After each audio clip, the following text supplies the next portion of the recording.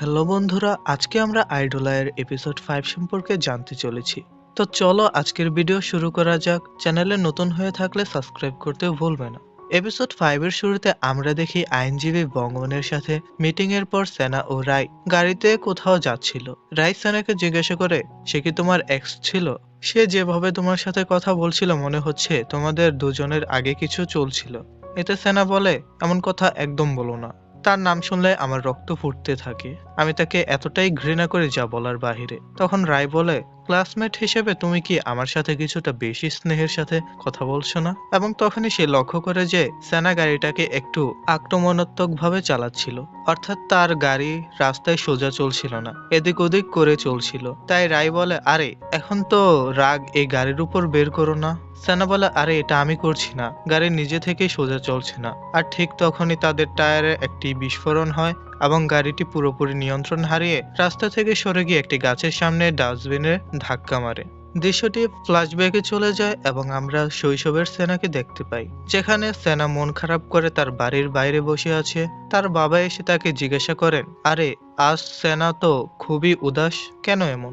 বাবা বলেন, দেখো সেনা, তোমার মা তোমার উপর রাগ করেনি এই কারণে যে তুমি তার গাছের টব ভেঙেছো, বরং রাগ করেছেন এই কারণে যে তুমি মিথ্যা বলেছো যে তুমি এটা করনি। সেনা আবার বলে, না বাবা, আমি এটা করিনি। তখন তার বাবা বলে, সত্যি তুমি এটা করনি? আচ্ছা, তাহলে এই যে গাছটা আছে, যদি তুমি এটাকে স্পর্শ করে মিথ্যা কথা বলো তাহলে এই গাছের ডালপালা নড়তে শুরু করবে। সেনা সে গাছের দিকে তাকায় এবং সে দেখতে পায় যে এখন তার সামনে তার বাবা সেখানে ছিল না, তিনি কোথাও অদৃশ্য হয়ে গিয়েছেন। সে তার বাবাকে খুঁজতে খুঁজতে তার বাড়ির এদিক সেদিক যেতে থাকে, কিন্তু তার বাবাকে পায় না। ছোট সেনা কাঁদতে শুরু করে, কিন্তু তার বাবাকে সে আর খুঁজে পায় না। ঠিক তখনই তার চোখ খুলে যায় এবং সে নিজেকে হাসপাতালে আবিষ্কার করে। সেনার জ্ঞান ফেরার সাথে সাথেই চুংজেও সেখানে চলে আসে। চুংজে সেনার শৈশবের খুব ভালো বন্ধু ছিল।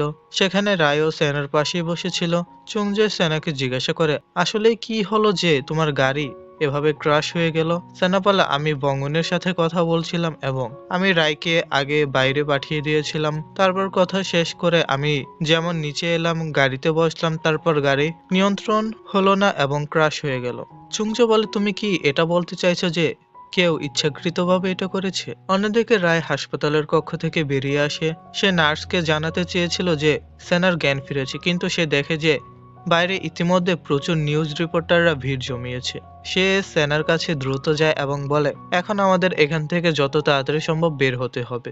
সে নার্সকে জিজ্ঞাসা করে, এখন সেনা পুরোপুরি ঠিক আছে, সে কি ডিসচার্জ হতে পারে? নার্স তাদের অনুমতি দেয়। তারপর সেনা ও রায় দুজনে সেখান থেকে চলে যায় এবং চুংজে তাদের বিল পরিশোধ করে সেখান থেকে বেরিয়ে যায়। রায় ও সেনা দ্রুত একটি ট্যাক্সি ধরে যাতে রিপোর্টাররা তাদের ধরতে না পারে এবং সেখান থেকে বেরিয়ে যায়। অন্যদিকে আমরা দেখি যে বঙ্গন তার বাবার সাথে কথা বলছিল।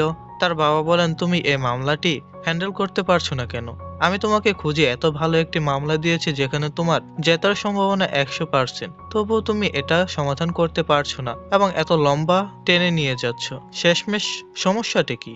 পাশাপাশি তিনি তাকে এজন্য কথা শোনায় যে সে তাদের নিজস্ব ল ফার্মের সাথে পার্টনারশিপে থাকা একটি খুবই সম্মানিত কোম্পানির মালিকের মেয়ের সাথে তদন্ত করার চেষ্টা করেছিল। সে মেয়েটি হচ্ছে যে মেয়েটির কথা আমরা শুরু থেকেই বলছি, যে কোনো না কোনো ভাবে রায়ের সাথে জড়িত ছিল।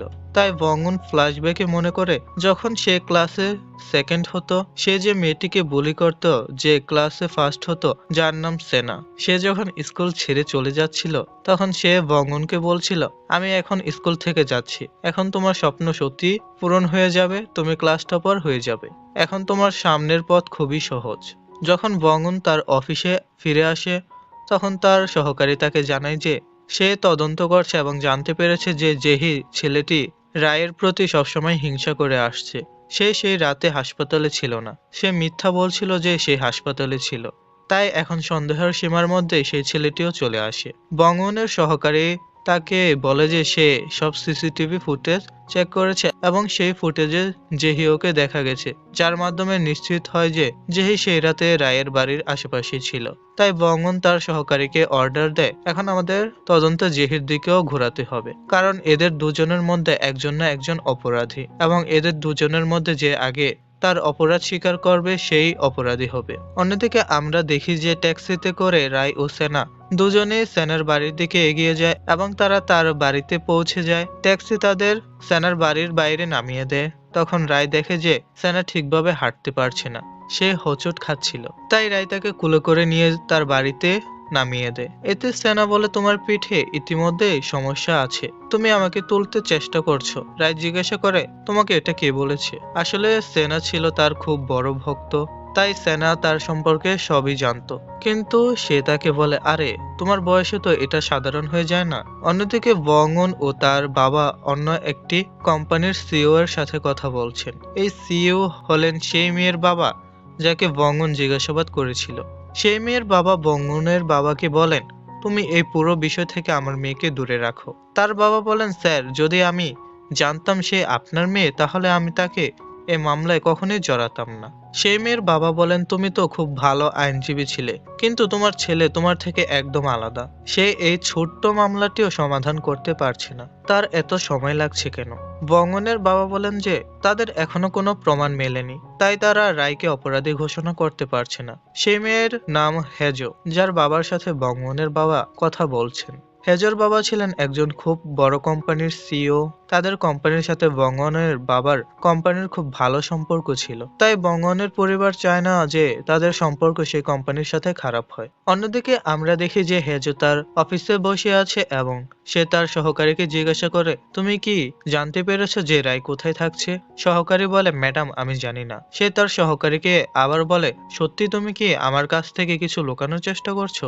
সে বলে, ম্যাডাম, আপনি তো জানেন যদি আপনার বাবাকে এটা জানতে দেওয়া হয় তাহলে এটা আমার জন্য ভালো হবে না। হেজে বলে, তুমি সেই সব চিন্তা করো না, কিন্তু যদি তোমার রায়ের সম্পর্কে কিছু জানা থাকে তবে শুধু আমাকে বলো। অন্যদিকে আমরা দেখি যে রায় এখন সেনার বাড়িতে বেশ মানিয়ে নিয়েছে নিজেকে। সে সেনার ফ্রিজে তার ডয়ের সর্বত্র কিছু খাওয়ার জন্য খুঁজে বেড়ায়। সে দেখে যে তার বাড়ির প্রতিটি খাবার ও পানীয় জিনিস শুধুমাত্র সেই কোম্পানির যার বিজ্ঞাপন রায় করে। প্রতিটি জিনিসের উপর রায়ের ফটো থাকে। তারপর সেনা গোসল করে বাইরে আসে এবং তারা বাড়ির বাইরে সূর্যাস্ত দেখতে থাকে। এখানে আমরা দেখতে পাই যে রায় সেনার প্রতি আকৃষ্ট হতে থাকে। সম্ভবত এমন হতে পারে যে রায় এখন গোপনে সেনাকে পছন্দ করতে শুরু করেছে। সে সেনাকে হাসতে দেখে এবং তার হাসি দেখতে দেখতে তাতে হারিয়ে যায়। ঠিক তখনই সেনা রায়ের দিকে তাকায়। তখন রায় কিছুটা অদ্ভুতভাবে রিয়েক্ট করে সেখান থেকে উঠে চলে আসে। সে বলে, আরে আমার তো ক্ষুধা পেয়েছে, আমাকে যেতে হবে। কিন্তু রায় কোথাও না কোথাও অনুভব করতে শুরু করেছিল যে এখন সে সেনার প্রতি কিছুটা বেশি আগ্রহ নিচ্ছে। ডিনারের সময়ও সেনা তার ফাইলে ব্যস্ত থাকে। সে এখানেও তার কাজে ডুবে থাকে। তাই রায় তাকে বলে, তুমি কত রুড, সামনে একজন মানুষ তোমার সাথে খাবার খাচ্ছে আর তোমাকে শুধু তোমার কাজে ডুবে থাকতে হবে। সেনা বলে, আরে না, এটা কিছু জরুরি কাজ ছিল তাই আমাকে করতে হচ্ছিল। রায় বলে, আরে এমন না, আসলে আমি এত ক্যাজুয়াল কারো সাথে হই না, কিন্তু তোমার সাথে আমার একটু ফ্রেন্ডলি লাগে। তারপর রায় জিজ্ঞাসা করে, আমি লক্ষ্য করছি যে তোমার বাড়ির প্রতিটি জিনিস সেটাই যার বিজ্ঞাপন আমি করি, এটা কেন? সেনা বিব্রত হয়ে যায়। সে কোনো উত্তর দিতে পারে না, কারণ এই বিষয়ে তার কোনো উত্তর ছিল না। আসলে সে সেই জিনিসগুলো শুধুমাত্র এজন্যই এনেছিল যে তার বিজ্ঞাপন রায় করতে এবং সে রায়কে খুব পছন্দ করত। তাই রায় নিজেই বলে, ওহ, তুমি এজন্য নিশ্চয় নিয়েছো, কারণ এই সবগুলো খুবই সম্মানিত কোম্পানি। সেনা বলে, হ্যাঁ, ঠিকই বলেছো। ঠিক তখনই রায় খাবার খেতে খেতে একটি কথা বলে। সে বলে, তুমি খুব স্মার্ট ও বুদ্ধিমান, কিন্তু তোমাকে শুধু একটা জিনিসে সঠিকভাবে বিচার করতে শেখনি। তোমার মনে হয় যে আমার কখনো ভালোবাসা মেলেনি। আমার ভালোবাসা মিলেছে। মানুষ আমাকে ভালোবাসতো গোল্ড বয়েজ ব্র্যান্ডের সদস্য হিসেবেও। আমি সবসময় অভিযোগ করতাম এবং পৃথিবীতে শুধুমাত্র একজনই মানুষ ছিল যে আমাকে বুঝতে পারতো, আর সে এখন চলে গেছে। সে তার বন্ধু ওসাং এর কথা বলছিল।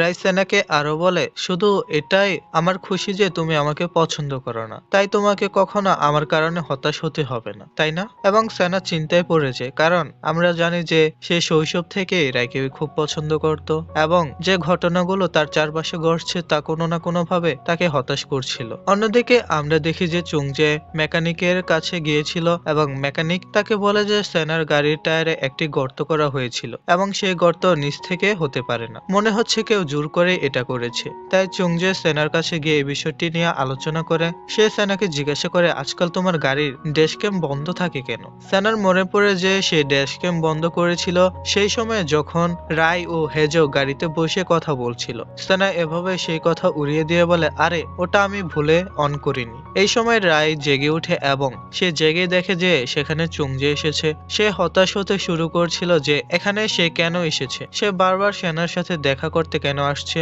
এবং তারা এখন কি কথা বলছে এত ভোরে। সে লুকিয়ে তাদের কথা শুনতে শুরু করে আর চুংজে একই সময় একটি অদ্ভুত কথা বলে দেয়। সে সেনাকে বলে, তোমার কি মনে হয় না যে এটা রাই করে থাকতে পারে? সেনা বলে, শেষমেশ সে এটা করবে কেন? চুংজে বলে, যদি সে নিজে টায়ার ফুটো করে এবং তারপর কিছুটা আহত হয় তাহলে মানুষ ভাববে সে অপরাধী। অন্য কেউ রায়ের সাথে এমন করার চেষ্টা করছে, যার ফলে সে সন্দেহের বৃত্ত থেকে বেরিয়ে যাবে। সেনা বলে, শেষমেশ এত বড় ঝুঁকি কে নিতে পারে? চুংজে বলে, সে মানুষ যে 15 বছর সাজা পেতে চলেছে। সেনা তাকে বলে, আরে এখন থামো, সে এতটাও খারাপ নয়। অন্তত সে নিজের এবং অন্যের জীবন এতটা ঝুঁকিতে ফেলবে না। সে একগুঁয়ে হতে পারে না, স্বার্থপর হতে পারে না। কিন্তু যখন গাড়ি ক্র্যাশ হতে যাচ্ছিল তখন সে যেভাবে আমাকে জড়িয়ে ধরেছিল, সেনা অন্তত এটা বলতে পারে যে সে এমন কোনো কাজ করতে পারে না যার ফলে সেনার ক্ষতি হয়। তুমি ভুলে গেছো যখন আমরা দুজন প্রথমবার মিলেছিলাম? তুমি ইতিমধ্যেই 2বার চুরির অপরাধে গ্রেফতার হয়েছো। আমি তোমাকে উভয়বার বাঁচিয়েছি।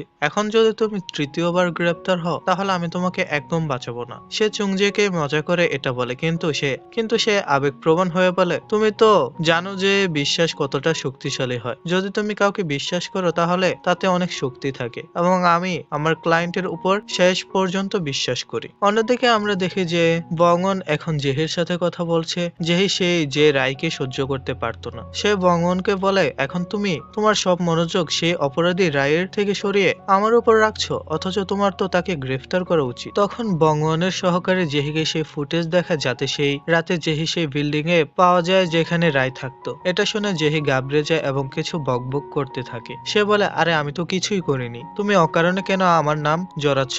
রায় আসল খুনি আর তুমি না জানি কেন এই সব দোষ আমার উপর চাপানোর চেষ্টা করছো। বঙ্গন বলে, আমাদের কাছে এমন কোনো প্রমাণ নেই যার মাধ্যমে জানা যায় যে রায় আসল খুনি। জেহি বলে, আমার কাছে সব আছে। রায়ের একটি কারণ ছিল যার কারণে সে ওসাংকে মারতে পারে। পরের দিন আমরা দেখি যে সেনা, রায় এবং চুংজে পুলিশ স্টেশনে যাচ্ছে। আসলে পুলিশ জানতে পেরেছিল যে কে সেনার গাড়ির টায়ার ফুটো করেছিল এবং তারা জানতে পেরেছিল যে এটা সেই দুটো মেয়ে যারা রায়ের বাড়িতে প্রবেশ করেছিল এবং রায়ের সাথে দুর্ব্যবহার করেছিল। তারা প্রতিশোধ নিতে এটা করেছিল। তারা বলে এই দুজন খুব নিচু মানের মানুষ, এ একজন খুনি আর এ একজন খুনিকে বাঁচানো আইনজীবী। চুংজে বলে, এখন কিছু প্রমাণ হয়নি, তুমি এখনই এতটা পরিষ্কারভাবে কিছু বলতে পারো না। আর সেনা বলে, যদি এমন হয় তাহলে এখন আমি তোমার উপর হত্যার চেষ্টার মামলা করব। রায় বলে, থাকতে দাও, আমি তোমাদের ছেড়ে দিতে চাই। আমি চাই না তোমাদের উপর কোনো মামলা হোক, কিন্তু শুধুমাত্র একটি শর্তে। তোমরা আমাকে ক্ষতি করতে চাইলে করতে পারো, কিন্তু আমার বাদে তোমার পৃথিবী আর কোনো কাউকে ক্ষতি করতে পারবে না।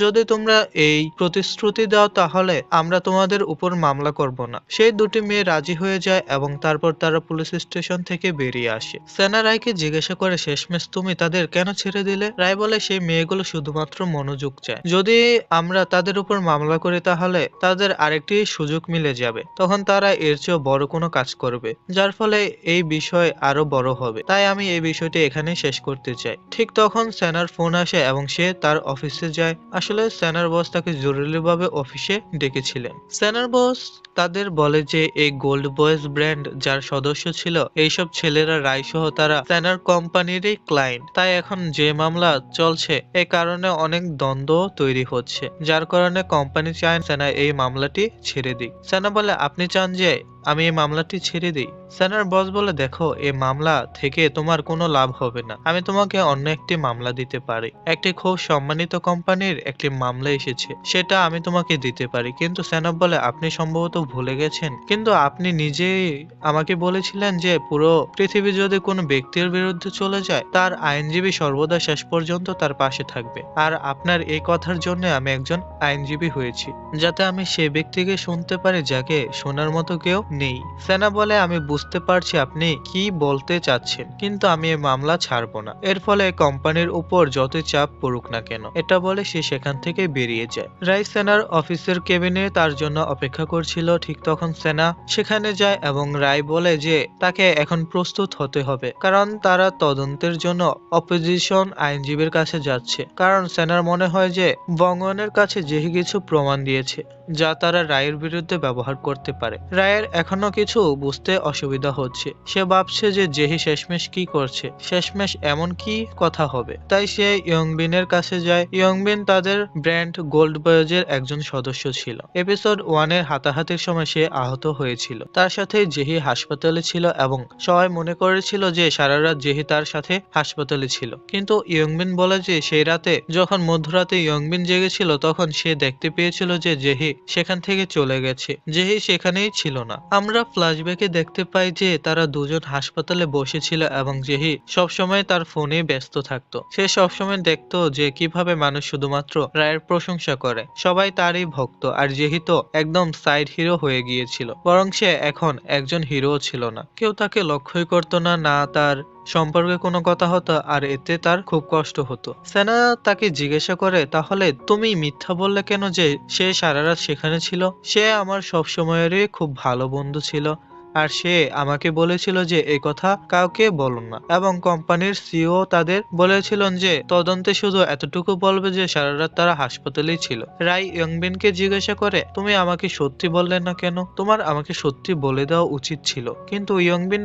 কিছু বলে না এবং রাই কিছুটা বুঝতে পারে যে কেন এই কথা তাকে বলেনি। রাই জানতো যে ইয়ংবিন জেহির সবসময় খুব ভালো বন্ধু ছিল এবং শুরুতেই তারা সবাই একে অপরের সাথে খুব ভালো থাকতো। কিন্তু ধীরে ধীরে তাদের মধ্যে একটি ফাটল দেখা দিতে শুরু করে যখন ইন্টারনেটে জেহি দেখলো যে মানুষ শুধুমাত্র রায়ের প্রশংসা করছে, সবাই শুধু রায়েরই কথা বলে, শুধু রায়ই মনোযোগ পায়। তাই তার মনে হতে লাগলো যে যেন কেউ তার মূল্য দেয় না। তার মনে হতে লাগলো যে সম্ভবত এইসব রায়ই করছে। সে জেহি সম্পর্কে ভুল গুজব ছড়াচ্ছে, যার কারণে মানুষ এখন জেহিকে পছন্দ করছে না। ধীরে ধীরে জেহির মন তার কাজেও লাগতো না। সে লাইভ শোতেও ভালো পারফর্ম করতো না এবং সে এসব কিছুর জন্য রায়কেই দায়ী করত। এই কারণে তাদের মধ্যে বহুবার ঝগড়াও হয়েছিল। রায় বলে, আমি জানি আমার কথাগুলো খুব ভুল ছিল। আমার কথার কারণে তার অনেক কষ্ট পেয়েছে, কারণ আমার মনে হতো যে কেবল এটাই জেতার উপায়। আমি ভাবতাম যে আমার বিরুদ্ধে এত রাগ, এত ঘৃণা কে রাখে। কিন্তু যখন আমি জানলাম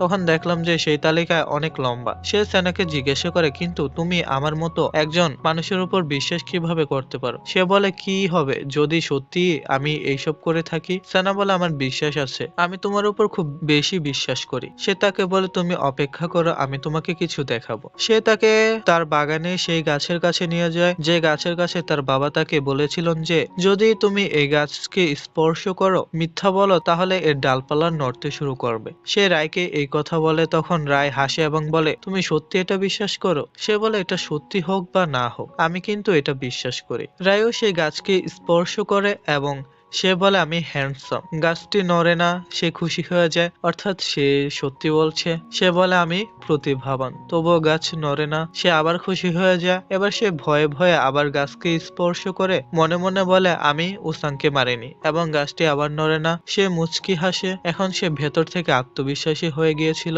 যে সত্যি সে কোনো ভুল করেনি। আর এটা দেখে সেনাও খুব খুশি হয়। কিন্তু ঠিক তখন তারা দেখে যে সেখানে হেজো চলে এসেছে। হেজো রায়কে সেখানে দেখে খুবই অবাক হয়, কারণ সে আশা করেনি যে রায় সেখানে থাকবে। সে সেনার কাছে এসে বলে, তুমি একজন আইনজীবী হয়ে এমন কিভাবে করতে পারো? সে রায়ের হাত ধরে ফেলে এবং তাকে টেনে নিয়ে যেতে থাকে। রায় সেনার দিকে তাকায় এবং হেজোর হাত ছেড়ে দিয়ে এখন রায় সেনার হাত ধরে ফেলে এবং বলে, আমার এখানেই থাকা উচিত, কারণ এটা আমার জন্য সবচেয়ে সঠিক জায়গা। আর এখানে এপিসোড 5 শেষ হয়ে যায়। পরবর্তী এপিসোডগুলো পেতে চ্যানেলটি সাবস্ক্রাইব করে রাখুন এবং লাইক কমেন্ট করতে ভুলবেন না। দেখা হচ্ছে পরবর্তী ভিডিওতে।